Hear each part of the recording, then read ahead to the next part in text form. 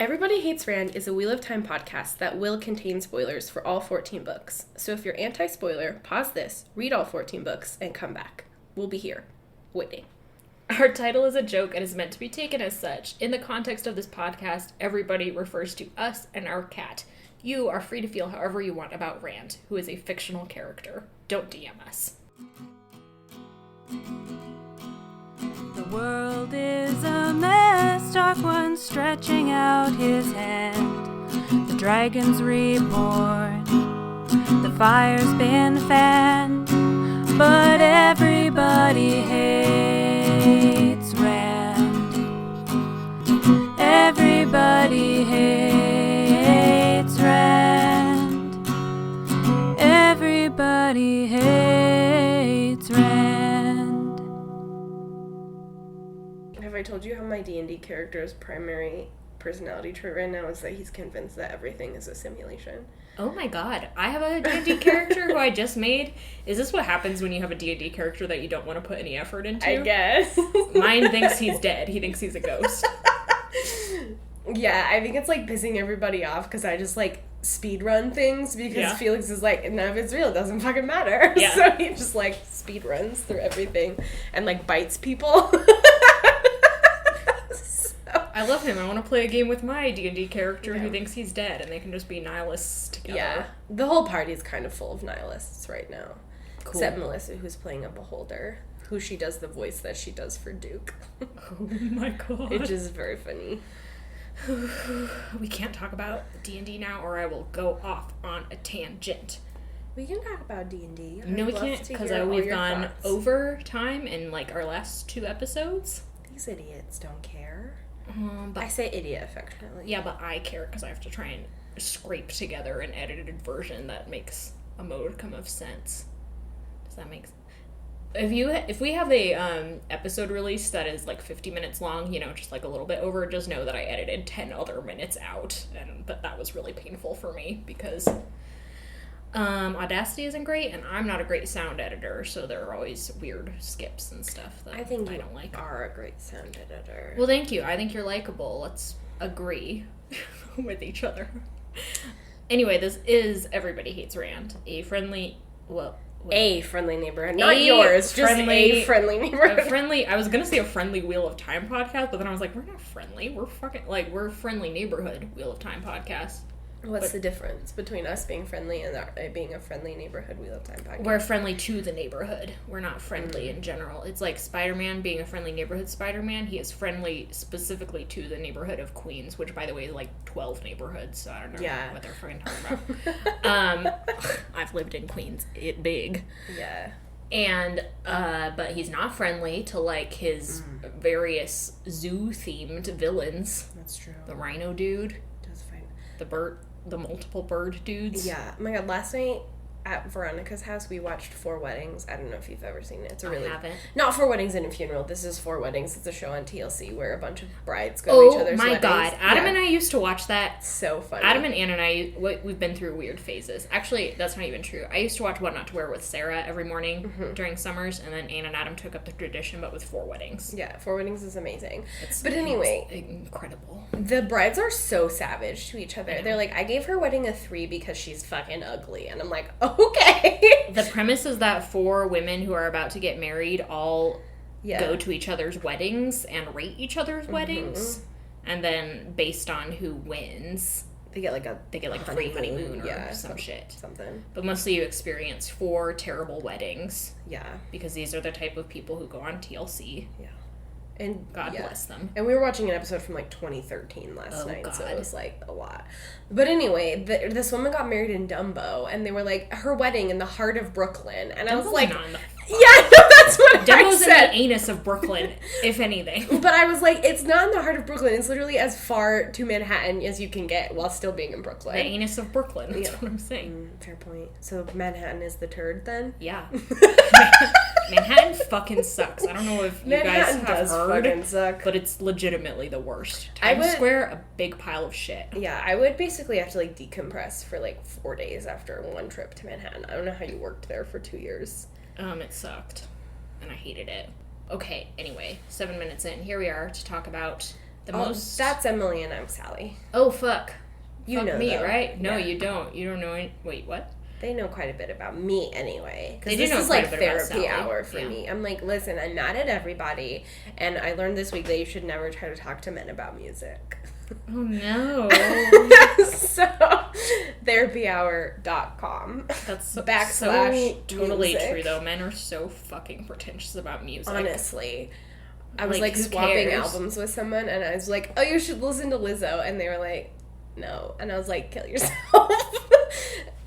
So, I shouldn't talk to anybody about music because I'm always like, you should listen to this really good pop album. And they're like, I don't listen to pop music. And I'm like, whatever. It's so... If you're like, I don't listen to pop music, then okay, fine. No one cares. Yeah. Don't be an asshole about it. Yeah, but it's also, like, I'm not just like, go listen to Pop 101, kidsbop.com. I'm like, listen to Emotion by Carly Rae Jepsen, which is a legitimately good album. Yeah, a critically acclaimed album. Yeah, or Lizzo's Cause I Love You, which is also another critically acclaimed album. Yeah, like, Lizzo legitimately... Not that, like, there's... it's such a stupid thing that we're like, pop music isn't as good as regular music. and it's like, And what pop even music is regular music, Yeah. you know?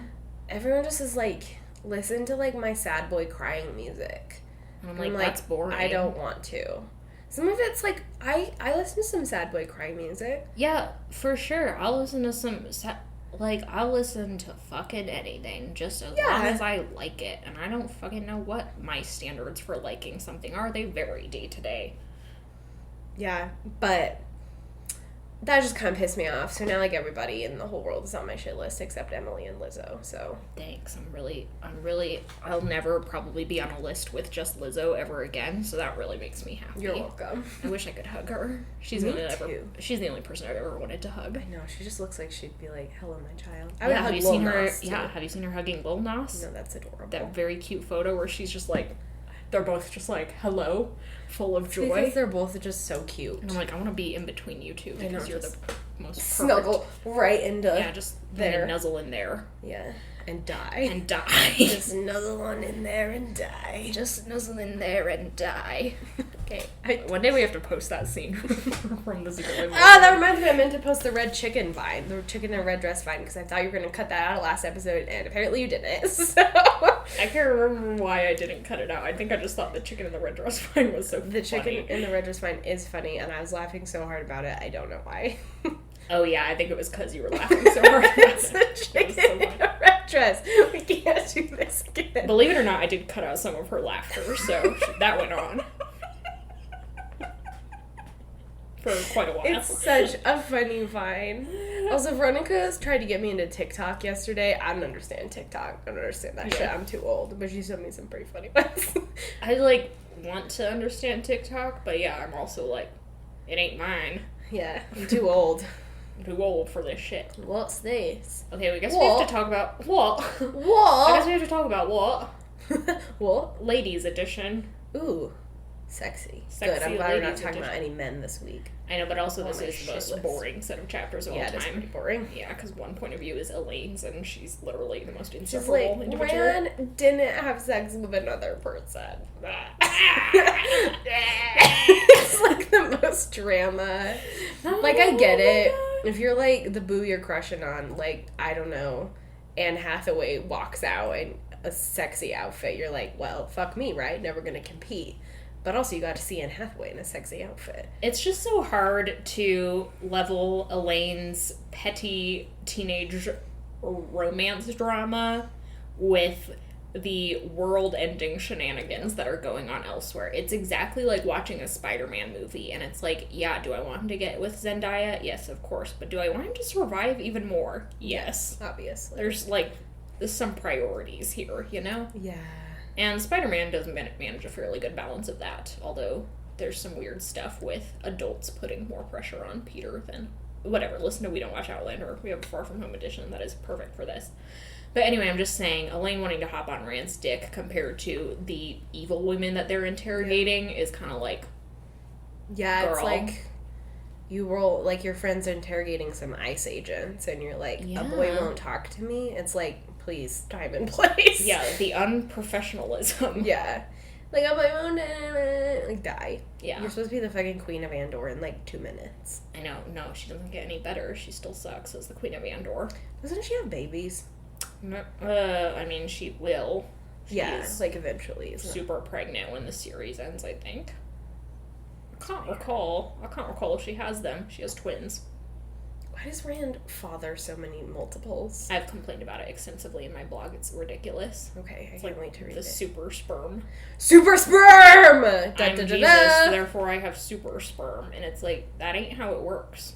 Oh, on the subject of Jesus. Oh, okay. Can't wait to see where this goes. No, last week we ended the episode and we were just sort of sharing some abstract thoughts about the Ael's relationship to Rand as like a savior figure. Oh, yeah. And I had kind of an offhand comment about the Ael's parallelisms to Judaism and how I need to talk more about that. And one of my listeners, one of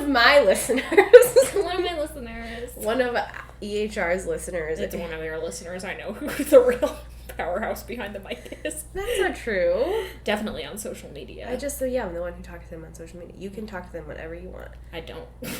Don't be mean, Emily. They're so cute. It's not that I don't like them. It's not you. It's me. It's that I don't want to share anything about my life with you. Meanwhile, I'm like, would you guys like to talk about my chronic illness? That's fine. Okay. Anyway, one of our listeners who was raised Jewish wanted to share some information to help kind of color that analysis.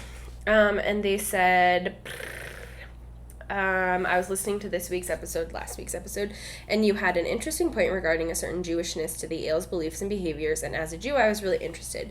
One thing I will say is that the whole your Messiah is not our Messiah, which is something we said last episode, is less of a diaspora thing and more of just a general religious difference, and even then a number of Jewish sects, my gosh, I have such a hard time with that word, see the Messiah as more metaphorical. What definitely is more of a diaspora thing is the way in which different Jewish cultures and sects developed following the expulsion from Israel, whether it being the Sephardic Jews in Spain or the Shtel culture of Northern and Eastern Europe.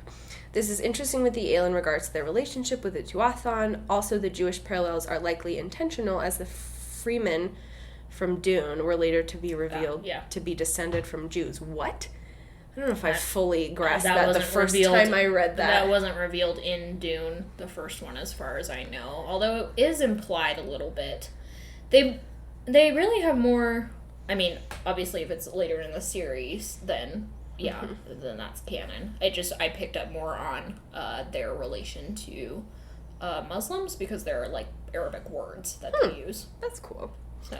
and they also said another interesting thing is that Rand in many ways fits the Jewish conception of the Messiah better than the Christian, as a strong military and political leader who unites the people. It should also be noted that there are a lot of disagreements about who or what the Messiah is in Judaism and how the term should be used. For example, Cyrus the Great of the Persian Empire is referred to as the Messiah in Isaiah, or rather the Anointed One, due to his freeing of the Jews from the Babylonians and aiding in the rebuilding of the temple.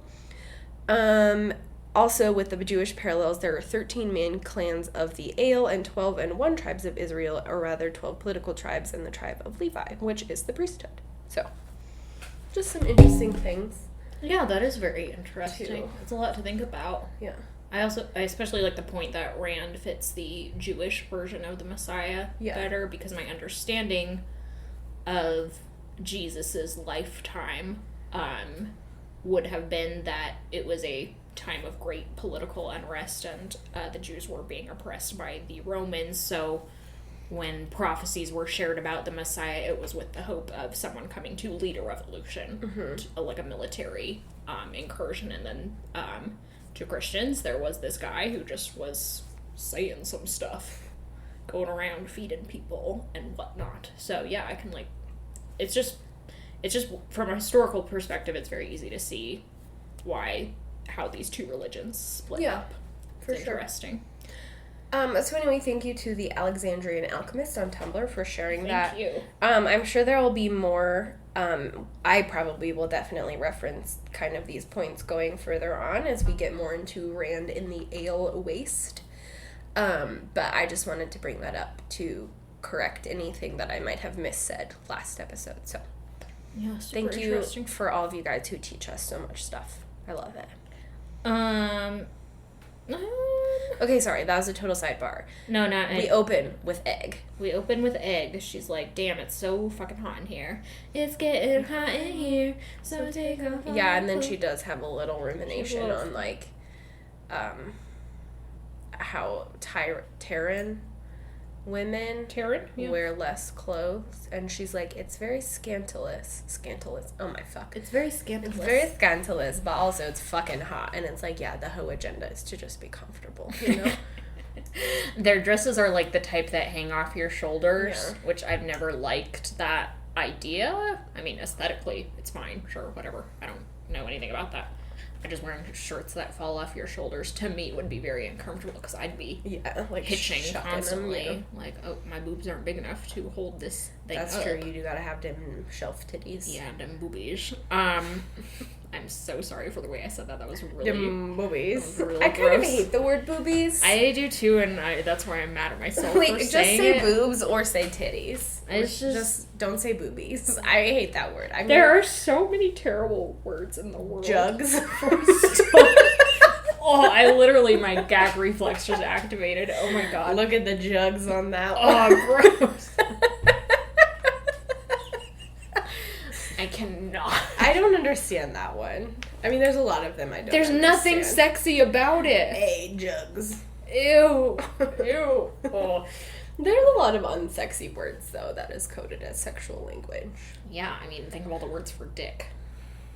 I mean, I'd rather not, but there are so many of them, and they're all so unsexy. I really hate meat when they're like his meat. Oh. That one's gross.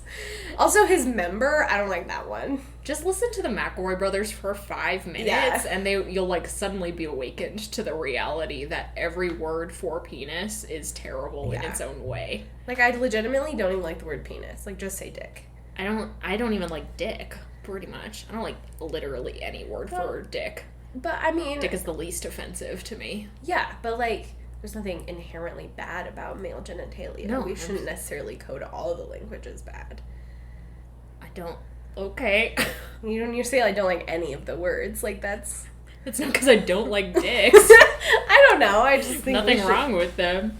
I don't like pretty much any of the words for boobs either. Yeah, those are all bad. Yeah, I don't like any of those words. I say them more. Titties. Titties. Bobbies. I usually say bobbies because I'm a weirdo. Dan, Nikki, your bobbies. Dan, Nikki, your bobbies. Okay, let's move on from this unsettling discussion. I'm feeling very Twilight Zone-ish. His meat. Oh, God. Her jugs. What happens when they meet in this version of X-Men Apocalypse? A fucking picnic or something. I don't know. Okay.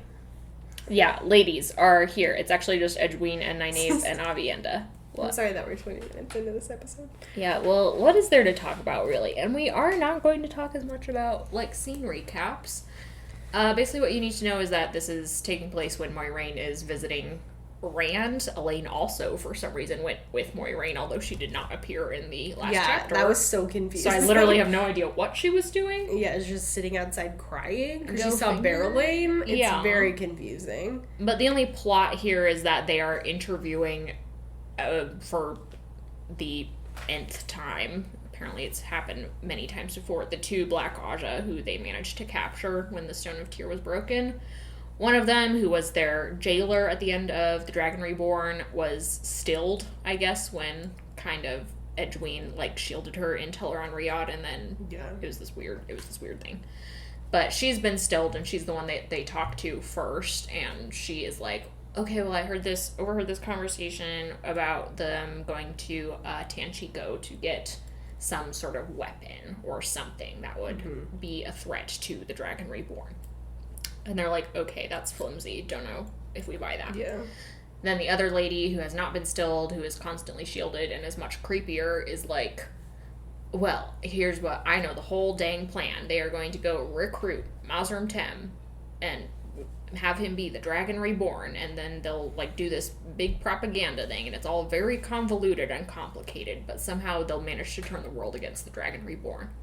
And it's like, what? That sounds a little too... Sounds like you made that up in the night, my girl.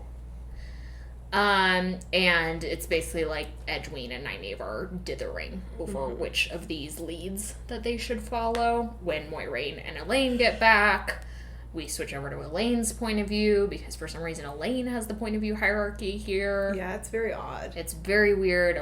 Pretty much just Elaine's point of view through this book. And is this her first point of view? Really feels like it. Is it? I think it is. Might be. Last book, it was pretty much just Nynaeve. Yeah. We don't get Elaine for her accepted trial or anything. Yeah, this might be her first point of view. Yeah, so that's weird, because the first thing she does, of course, is complain about how much she wants to be fucking Rand. Yeah, constantly. And it's like, 24 hours a day. girl. And it's like, again, I can respect the levels of horniness that you're bringing to the table. Yeah. But you also should be responsibly horny. Yeah. That's your advice for the week, kids. Be responsibly horny. It's like drink responsibly, Yeah. fuck responsibly. Fuck responsibly. Yeah, do use like protection and stuff. And Yeah, like talk and consent. Talk to your partner. Talk to your partner Sexy. or partners. Y'all. Why does this always become sex ed? I don't know. I think it's because we grew up in Utah and Yeah. we're just like, no one else got it, apparently. Yeah, so now we have to yeah. make sure that you're getting it. Yeah, we're filling in the gaps of your education as we fill in ours or something. Yeah, I think that's fair and valid. Emily's rubbing her forehead because she's so tired of my bullshit. Not you, it's me. I'm just tired generally. Also hungry. Oh. Yeah. She's gonna fall apart. I'm gonna fucking die. You know what happens when I get hungry? I freeze up like the Tin Man in The Wizard of Oz. You need to be oiled. Yeah. With a little can. No, I need to be fed. Give me a smoothie or something. A smoothie? You've never wanted a smoothie in your life. I was thinking smoothie with like a straw. Because, yeah, you can just stick the straw. If I gave you a microwavable pizza? I don't like I like them in the oven. A take and bake oven pizza. I don't like this. I'm being shamed. No, I'm trying to think of food I know you'd like. Okay, I could also give you Caesar salad. I know you like those. And salmon, which is very healthy. And a Diet Coke. You can have a salmon. Also on 4 weddings yesterday, one of the ladies kept being like, there was too much food at this wedding. I couldn't eat it all. And I'm like, that is the opposite of a problem. Yeah, why would you fucking complain about that? One lady had a mashed potato bar, which was amazing. A legendary. Yeah, I know. For fuck's sake. Can you imagine? Was she from Idaho? No, this was all in New York. What in the world? Yeah, so she ate another one was a it like- lesbian wedding, not the mashed potato bar, the mashed That's potato. exciting that they were doing a lesbian wedding back in 2013. I know, it was really exciting. One of the lesbians was really tiny. It was like the cutest. There was like a height difference of like this much. Oh my god. It was amazing. Anyway, mashed potato bar. What were we talking about? Elaine, yeah. horny. The human mashed potato bar. Don't give her that compliment. Obviously, egg is the human mashed potato bar. Elaine is like the bad I'm just roll. saying mashed potatoes are, like, let's be real, one of the blandest, they can be the blandest food on the planet. You're right, they can be bland, but they're also delicious. There's so much room for mashed potatoes to Yeah. fuck up, is what I'm saying. It's true. And it seems like a buffet of mashed potatoes would be where they fuck up. Okay, but these ones, like, they looked so good, and they had, like, a bunch of, like, cheese and, like, yummy stuff you could put on them. Okay, so egg is a good mashed potato bar. Elaine is like a bad mashed potato bar with no seasoning. Elaine is a mashed potato bar made out of entirely instant mashed potatoes. Elaine is just a potato. Elaine eats a whole potato every night. Have you guys seen that going around Twitter? Oh my god. I don't even know if it's real, but it's real in my heart. It is definitely not real. It's real in my heart. Satirical, I think. You can't possibly know that. But it's satirical? Yeah, you can't possibly know that someone doesn't eat a whole potato when they're feeling real horny. When they're feeling real randy. Oh, I thought we had banned the You're word right, we randy. have. I'm sorry, I need to go into prison. Yeah, go What's join the HR Tibble prison? in Should exile. I go sew a Tibble for a minute? You have to go read an entire parent point of view. No! I don't want to! We're getting there eventually. We're all going to be in prison soon. Anyway, Moiraine comes in and is like, fuck Rand. Yeah, which is a big mood. And Edwin is like, finally. Yeah. And someone who can agree with somebody me. Understands. And Nynaeve's like, well, I'm glad he made you angry. Yeah. And Moiraine's like, you don't need to be like this at this moment. I'm being surprisingly open with you all. Almost, I'm starting to treat you like equals in a way. Try to treat you like humans. Yeah, almost as though you guys asserting yourselves as my equals and conning everyone in tier sort of earned my respect. Yeah. Kind of being like, oh, fuck, you wanna belittle me? Fuck you, I'm an Aes Sedai, and everyone in this country believes it. Yep, hey, I'm not lying. Yeah. Fuck you guys. Anyway, there's some weird tension there, but then Moiraine's like, ugh, fuck, these two ladies again, and makes them go away to their prison. She's like, make sure to check their food, because I guess they could be poisoned at any moment. Yeah. I think they do die later. In, like, yeah, and another huge thing is that Moiraine is sending these ladies off to Tarvalon to, like, deal with the Amerlin's punishment or whatever. Yeah. And Nynaeve's like, what do you do with my prisoners? And Moiraine's like, there's literally nothing more to glean from them unless we want to resort to torture, which one of these women has already been pretty much tortured in terms of stilling. Yeah. Like, losing a limb. Non-surgically, I guess. And, so, like, you kind of just gotta make a decision and go with it. She's like, for my money, I think the lead in Tanchico is worth more. Which, reading it, I also... Yeah. It's kind of obvious. It's like, there are too many levels of deception for you to be like, I'm, not only am I emotionally broken, but I'm also, like, people don't fake that and then are like, and here's a fake concocted story. Like, that's just too convoluted. Yeah. It's like, yeah, just go with your gut, ladies. Tanchico also is actually a pursuable lead, unlike the whole Mazrim Tem thing, which is like, is he evil? Yeah, for sure. For sure. Are any of you going to do anything about it for the next 10 books? Absolutely not. We might as well just accept that now.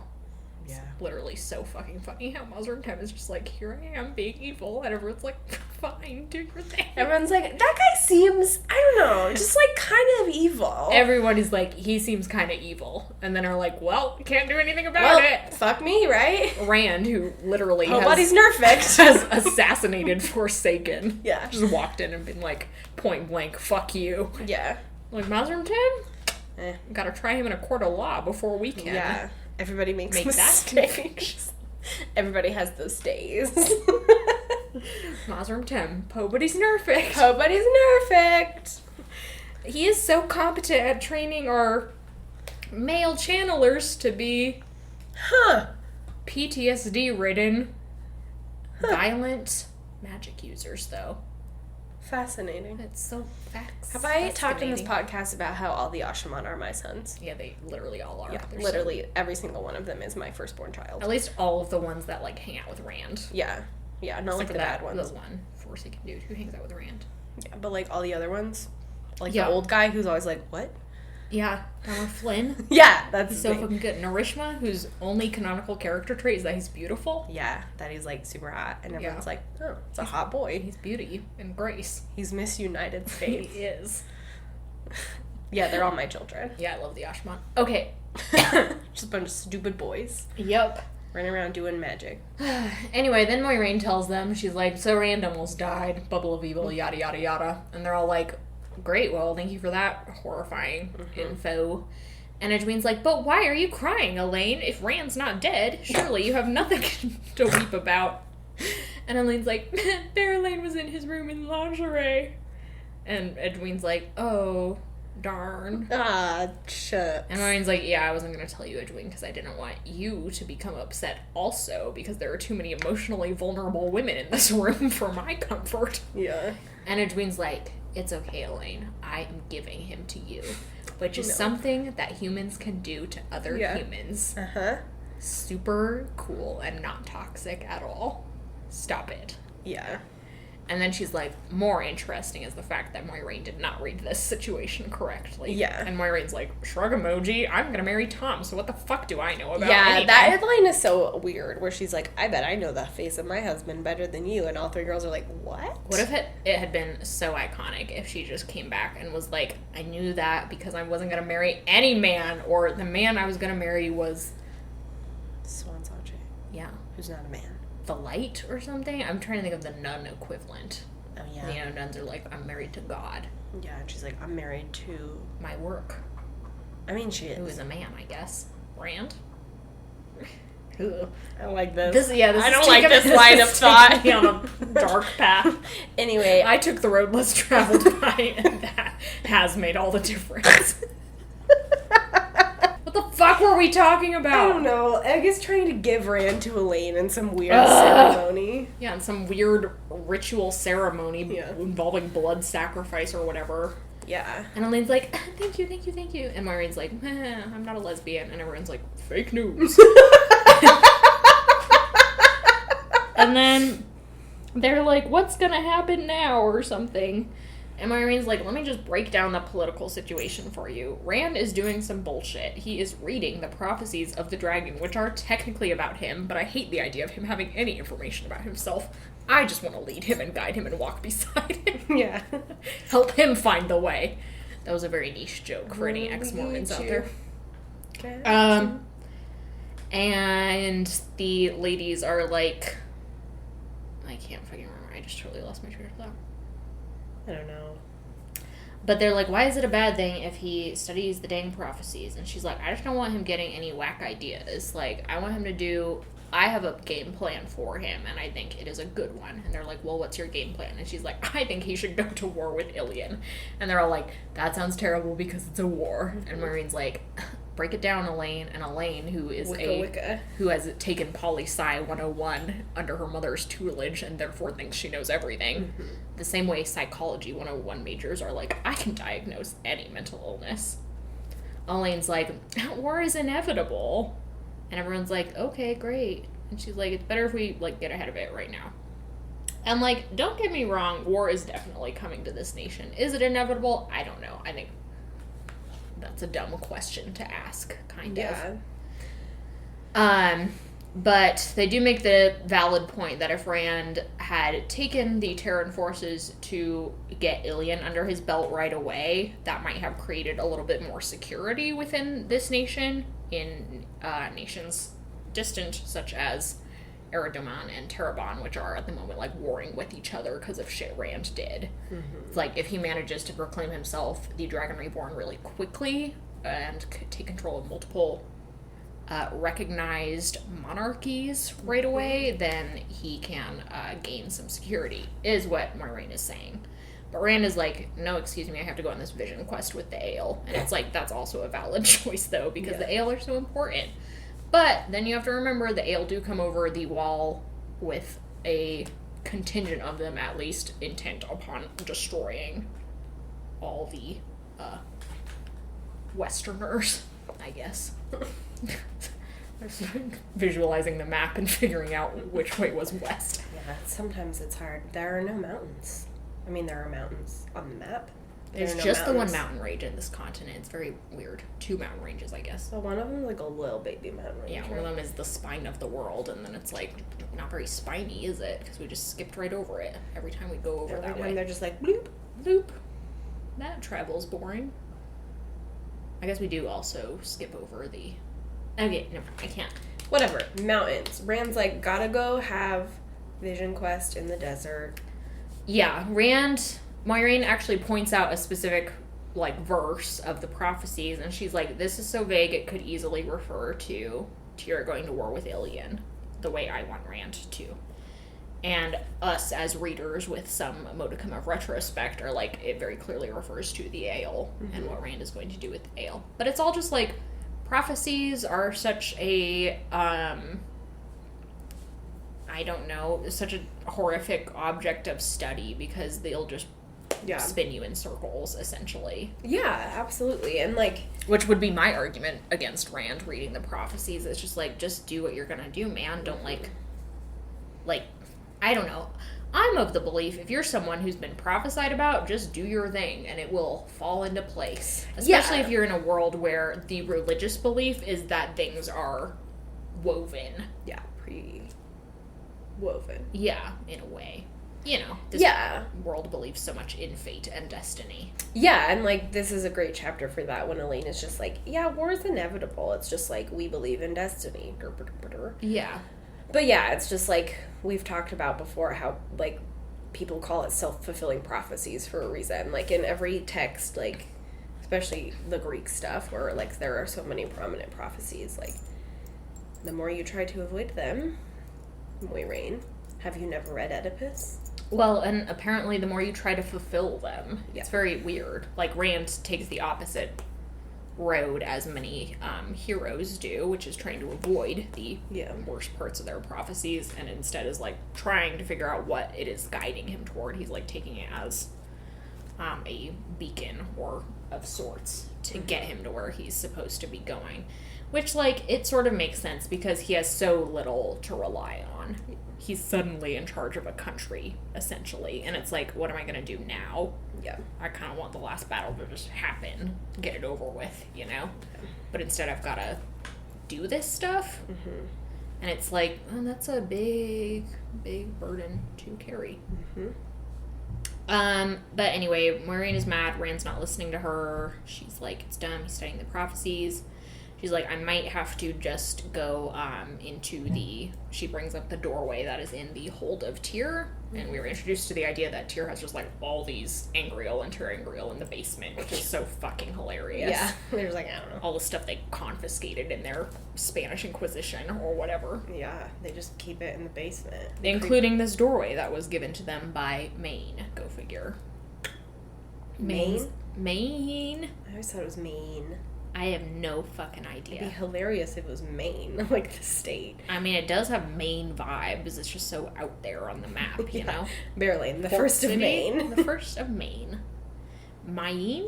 Maine. Anyway, that country is so, like, it's so fascinating that Ben Berelain becomes such a prominent figure when she is leading this pretty much insignificant country in the scheme of things. Pretty, like, a country we never visit, you know? Yeah. Interesting. I'd rather have had some more Borderlander involvement, but whatever. Give Davram Bashir 47% more points of view. I would kill for Davram Bashir to just be narrating the entire series. Yeah. It's just called I love him the occasional Matt point of view. Yes. Just Bashir and Matt. Could you imagine? Some E2-rolled to get some responsibility in there. Yeah, remember kids, be horny responsibly. Yeah, exactly. Can't wait to meet a 2-year-old. He's a delight. Does he have an earring? Yeah. Fuck yeah. He's just like a slutty little guy. It's my favorite type of guy. He's not really slutty. He has a wife that he loves, but he can be slutty and be married. I'm just mean, like, he's not actually, like, sex like, is not on the top of his mind at all times, but he does have an earring, so I picture him as kind of, like, slutty looking. Just a little, like, just has sexual prowess. Yes. Even though he's the shortest man alive. That's okay. Good except for him. The earring. Yeah, he's like, I'm a Yeah, sexual... I'm saying that works for me. For sure. I love short men. Have I brought that up? Yeah, she does. Especially if they had an earring, I could get on board. Yeah, it's like 2 levels. Like, whoa. Men with earrings is a good look. A little piratey vibe. Okay, yeah. Whatever. Pirates are pretty Is there hot. anything else to talk about? Is there any literary analysis in these 2 chapters? It's very, like... I really tried to find some yesterday, I just too. couldn't. Besides the, like, fate stuff. Yeah. Which is just such, like, a prominent theme in the books that we'll kind of be talking about it throughout. I don't know. And it is sort of just, I think, the sticking point of Rand and Moiraine's relationship. Yeah. That they have different ways for approaching Rand's fate. Yeah. And kind of once Moiraine goes through Ruadan and finally comes to terms with how Rand wants to do things and that he is doing them the best he can, she is able to, like, get on board and be a help to him instead of a hindrance. And then guess what happens? She dies. Fuck. Because women always die. Because it's important that women die. So that men can be sad. And feel important. How is a man supposed to feel important if there isn't a dead woman in the room? It is, however, the most iconic fucking scene of all time when Moiraine full body tackles Lanfear through a tearing braille. It's so legendary, because So Moiraine is also just, like, the smallest person the alive. And she just goes, like, headfirst into Lanfear's boobs. Yeah, and she looks so fancy all the time and, like, put together. Yeah. Tackling someone, so undignified, but she fucking does it. I know. What a legend. Yeah, God, I love her. God, that scene really... I was not expecting it. It threw me, like, curveball after curveball after curveball. I know, it's so good. Anyway, Can't wait to watch Rosamund Pike tackle Anne Hathaway through the doorway. Anne Hathaway just has the right boobs to play Lanfear. I'll say it. We all know it. Come on. Also, somebody suggested the Evil Queen from Gallivant as another Lanfear cast, which I think is also good. Yeah, that was Laura on Instagram, and I was like, you're right. That's a good one. She's got the right combination of, like, stupid and slutty. Yes. That is Lanfear. She is where those 2 points meet on the map. But Moiraine pieces out, and then the girls are left to talk about men or whatever, and Edwine's like, let's go talk to Rand tomorrow, and I will officially break up with him and make it clear to him that I'm not in love with him because he's too stupid to understand me when I say I'm not into him anymore, which is like, well, it is Rand, so... Yeah. And then you will just, like, stake your claim on him right then and there. And Elaine's like, well, I don't want to be slutty about it. And Edwine's like, do what you gotta do, sis. Yeah, and Nynaeve's like, I don't understand. Nynaeve's like, I'm only wearing colors that Lamb likes I can't. right now. I can't. And it's like the stupidest fucking thing. Yeah. Never in my life have I heard a man say, I only like this color on a woman. Right? Did you see my notes when you were reading? Yeah, super funny. I forgot that I did that. I prefer women in blue, white, or green. It's like, what? What? Yeah, like, excuse me? I've literally and also, never how did been she like... get that intel? Was she just, like, holding up fabric swatches? And Lynn was like, green. What is the right answer here, babe? I don't... It's like an ink blot test. Yeah. But with, like, pieces of silk. He's like, Yeah, it's a Rorschach test. Let me out. Of silk. Oh, God. Yeah, that's also confusing. So the girls are just sort of dumb. The girls do have, like, a lot of dumb thought energy, and I appreciate that. Especially in this book. Yeah, they really For fuck's sake. Yeah, they haven't really stepped into their... To be fair, they all have real big dumb energy in this one. Except Matt. Well, no, Matt does... Not always. Matt does go through a magic door twice. Yeah. Not once, but twice. What a dumb boy. He's so fucking stupid. Yeah. Yeah, I do have a deep affection for this block of the series, like book 3, 4, and a little bit into 5, where everybody is just so stupid. Incompetent as hell. Yeah, like Nynaeve and Elaine end up in a circus. Like, what? They're just like, whatever, this might as well like, happen. They're all just so stupid. Matt just gets drunk all the time. That's a problem, but... Yeah, it's actually... He's a little bit of an alcoholic. He's a little bit of an alcoholic baby. Anyway. I'm baby. He's baby. Matt's baby. I hate that. We all know Matt's baby, though, right? So this is the end of the chapters and possibly my life. Matt's baby!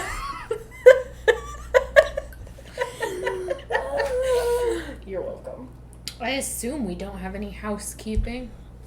No, just, we're getting pretty close to our next goal on Patreon, where we will be making EHR merchandise once we get up to $300. So if you are interested in having EHR merchandise or hearing the infamous other podcast, We Don't Watch Outlander, recorded on our couch, on our IKEA couch. Mm-hmm. It's pretty glam.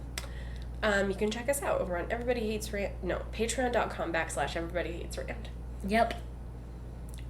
Also, thank you to Glenna McKenzie for our fabulous theme song, which received lots of accolades on Twitter. Thank you to Sally for remembering that. You're welcome, when future will I Emily. Become... Thank you. You're welcome. Wait. You can say you're welcome I'm so to yourself. fucking dumb right now. It's the hunger. I'm so hungry. We all have a hunger. Don't sue us, Florence. No, if you're listening. Florence doesn't seem like the litigious type. She's too busy spending time in bogs. She's too busy crossing over to Sylvain. Yeah.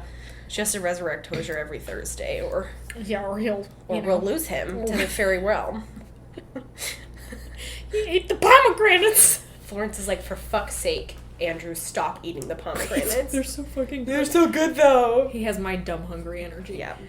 Yeah, if I was in a fairy realm and they were like food, and I was like, I know this will damn me for eternity, I would still be like fully. But what if they pull out like a Nando's peri peri chicken? Yeah, exactly. I wouldn't even need to be a Nando's. I would eat pretty much anything if I was hungry. What if it was Nando's? Well then, why aren't I there already? Okay, would you like to sign us off? Yes, we do have a bunch of listener-submitted sign-offs, which I promise we're going to get to, but I just have to tell everybody that today my work hosted a Sharknado drill. And it was fucking ridiculous.